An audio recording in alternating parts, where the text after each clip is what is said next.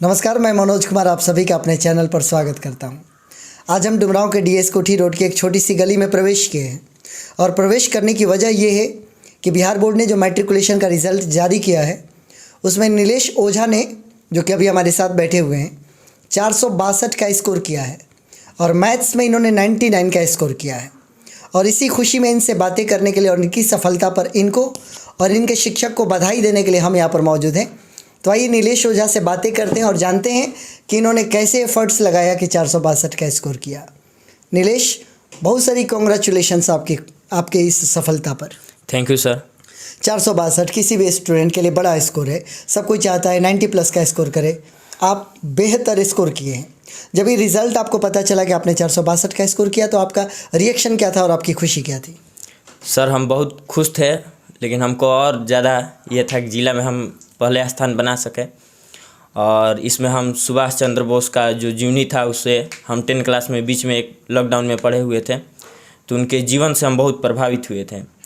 और उनके जो पढ़ाई लिखाई का जीवन काल था उससे हम बहुत ज़्यादा प्रभावित हुए थे।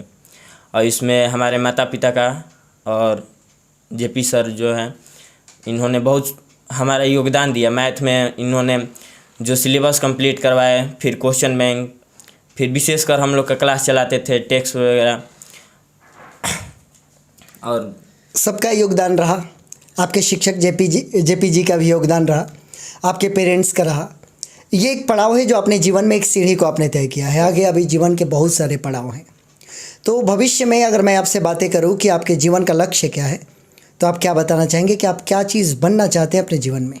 सर, हम एक मध्यम वर्गीय परिवार से आते हैं, ठीक है। तो हमको ज़्यादा एक एम रखना ठीक है, लेकिन उसके पहले थोड़ा घर की स्थिति को भी देखते हुए बिल्कुल हम आर्मी या एयरफोर्स में पहले एक सैनिक के तौर पर जाएंगे।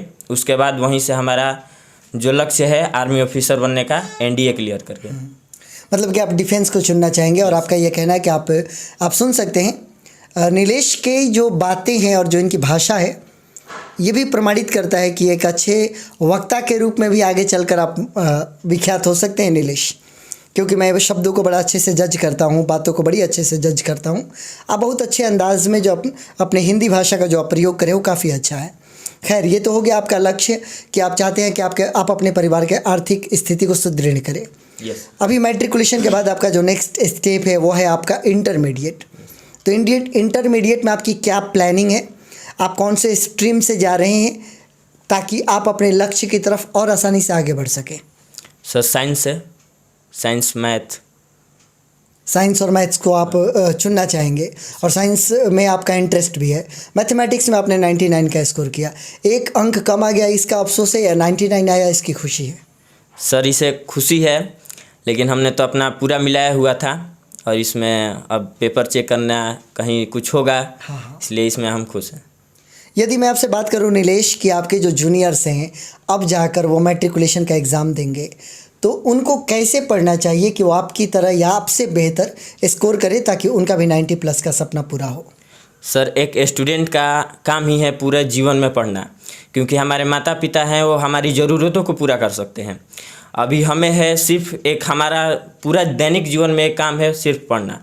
तो इसलिए हम अभी जितने भी हमारे जूनियर हैं उनको बता देना चाहता हूं कि वो अपना एक टाइम टेबल और अपना जो अभ्यास करते रहें, और अपना पूरा उनका लक्ष्य होना चाहिए एक पढ़ाई।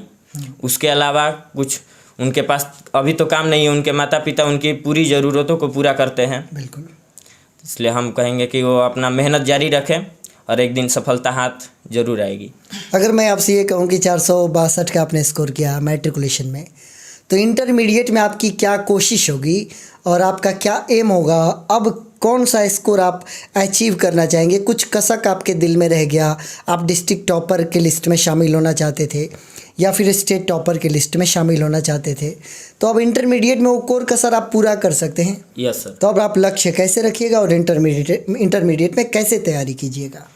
सर, हम इंटर में 480 प्लस लाना चाहेंगे और यहीं अपने डुमरांव से कोशिश करेंगे, क्योंकि मेहनत ही सबसे बड़ा चीज़ है।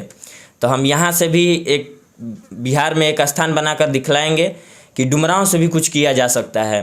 अभी हमारे जितने भाई हैं पटना ये सब जाना चाहते हैं, ठीक है, लेकिन हम यहीं से करेंगे कि माने डुमरांव से ही कोई ला सकता है। यदि मैं एक व्यक्तिगत तौर पे आपसे बात करूं नीलेश, तो आपको देखकर मुझे हकीकत में ऐसा महसूस हो रहा है कि आप वास्तव में आप अपने बातों में कामयाब हो सकते हैं और जो सोच आपने रखा है उसको आप पूरा कर सकते हैं। सबसे पहले तो हम आपको बताएं कि आपके भाषा शैली से और वार्तालाप शैली से हम बहुत अधिक प्रभावित हैं, क्योंकि मैं भाषा का ही शिक्षक हूं, तो आपकी भाषा को मैं समझ सकता हूं। मुझे बहुत अच्छा लगा आपसे बात करके, और सादा जीवन उच्च विचार के पूर्णतः नमूना है आप। आपने ये बताया इस वीडियो के माध्यम से कि स्टूडेंट्स को सिर्फ पढ़ाई पर फोकस करना चाहिए, बाकी इधर उधर कहीं पर डेविएट नहीं होना चाहिए, डाइवर्ट नहीं होना चाहिए। और अगर आप डाइवर्ट नहीं होते हैं तो आप डेफिनेटली अपने सक्सेस को पाइएगा। यह पहला पड़ाव है नीलेश। मैं आपको यह एडवाइस देता हूं कि जैसे आप एकदम सिंप्लिसिटी में अभी आप हमसे बातें कर रहे हैं, अगर आगे कोई बड़ा अचीवमेंट भी आप पा लीजिएगा ना, तो सेम सिंप्लिसिटी आप मेंटेन रखिएगा। Yes sir. अपने सक्सेस को कभी भी अपना आप अहंकार मत बनने दीजिएगा, वो अहंकार में तब्दील होगा तो आपके रास्ते बाधित होंगे, अदरवाइज़ आप बहुत आगे जा सकते हैं। हमारी तरफ से आपको बहुत सारी शुभकामनाएं। Thank you sir. आपके शिक्षक जेपी सर यहाँ पर मौजूद हैं। आपको भी बहुत शुभकामनाएं जेपी, क्योंकि एक शिक्षक के लिए इससे बड़ा फ़ी कुछ नहीं होता कि उनके विद्यार्थी अच्छे परफॉर्म करें। सबसे पहले तो आप अपनी खुशी शेयर कीजिए। आपके विद्यार्थी हैं नीलेश, और इन्होंने 462 का स्कोर किया है, और आपके अपने सब्जेक्ट में जो कि मैथमेटिक्स है उसमें 99 का स्कोर इनका है। जी थैंक यू सर। और सबसे पहले मैं आपके चैनल के दर्शकों को प्रणाम करना चाहूँगा। और जहाँ तक नीलेश की बात है, ये हमेशा से होनहार विद्यार्थी रहे हैं, और प्रत्येक चैप्टर वाइज भी टेस्ट होता था तो उनमें इनका स्थान अव्वल होता था। और जहाँ तक रही हम लोगों की बात, तो हम बस एक माध्यम होते हैं, और इन बच्चों के अंदर ऑलरेडी इतना टैलेंट होता है कि अपने लाइफ में बेहतर कर सकते हैं। बस इनके अंदर छुपी हुई जो टैलेंट है, इनके अंदर जो छुपी हुई शैली है, उसको हम क्या करते हैं कि बस उसको निखारने की कोशिश करते हैं। और एक कमी होती है जो कि एक माहौल की कमी होती है, एक उचित माहौल की कमी होती है, जिसको हम लोग बेहतर बनाने की कोशिश करते हैं। और बाकी इनकी मेहनत रंग लाई है और लाती रहती है।